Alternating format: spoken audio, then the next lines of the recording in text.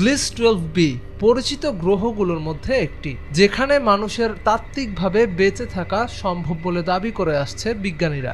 মহাকাশের দূরবর্তী কোনো গ্রহে বসত গড়া কিংবা মহাবিশ্বের কোথাও প্রাণের অস্তিত্ব আছে কিনা বিষয়টা এখন আর কেবলই কল্পবিজ্ঞানের অংশ নয়, বরং বিজ্ঞানের একটা শাখা প্রসারিত হয়েছে, যার কাজই হলো বসবাসযোগ্য গ্রহ কিংবা মহাবিশ্বের কোথাও প্রাণের স্পন্দন রয়েছে কিনা খুঁজে বের করা। যে গ্রহগুলো পৃথিবী থেকে আলোকবর্ষ দূরে অবস্থিত রয়েছে, হয়তো এক সময় মানুষের পা পড়বে সেখানে।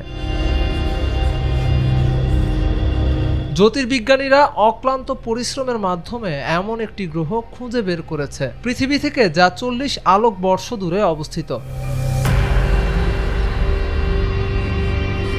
গ্লিস 12b নামকরণের পর বিজ্ঞানীদের দাবি এই গ্রহটি বসবাসযোগ্য। গোটা বিশ্বের বিজ্ঞানীদের এক গবেষক দল NASA transiting exoplanet survey satellite ব্যবহার করে এই গ্রহটি আবিষ্কার করেছে বলে জানা গেছে।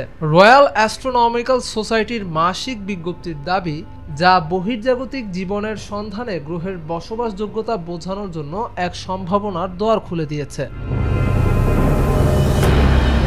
নতুন বসবাসযোগ্য গ্রহটির তাপমাত্রা, আকার এবং এটি কিভাবে চলাচল করে তা হিসেব নিকেশ করে বের করতে গবেষকদের সময় লেগেছে মাত্র 1 বছরেরও কম সময়।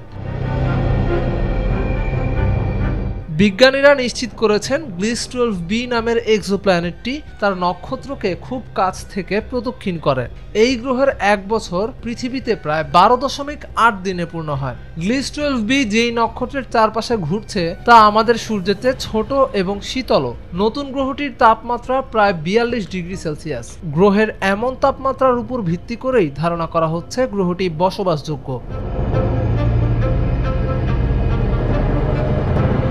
ইউনিভার্সিটি অফ এডিনবরার অ্যাস্ট্রোফিজিক্স বিভাগের শিক্ষার্থী ল্যারিসা প্যালাথর্প বলেন, এটি মানুষের জন্য অস্বস্তিকর হলেও যেভাবে আমরা বসবাসযোগ্যতার বিষয়টি সংজ্ঞায়িত করি তা হলো গ্রহের পৃষ্ঠে তরল পানির উপস্থিতি, যা এই নতুন গ্রহটিতে থাকার সম্ভাবনা রয়েছে।